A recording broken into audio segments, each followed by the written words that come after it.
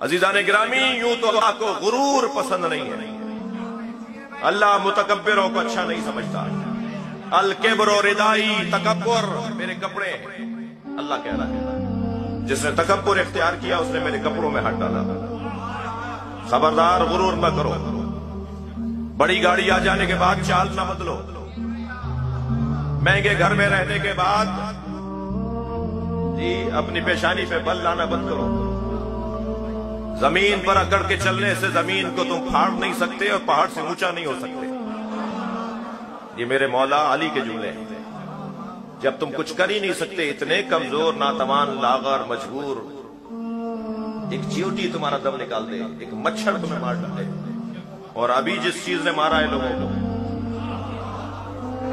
اس سے زیادہ اور کیا مجبوری ہے ہماری، اور اس سے زیادہ اور کمزوری کی اور دلیل کیا چاہیے؟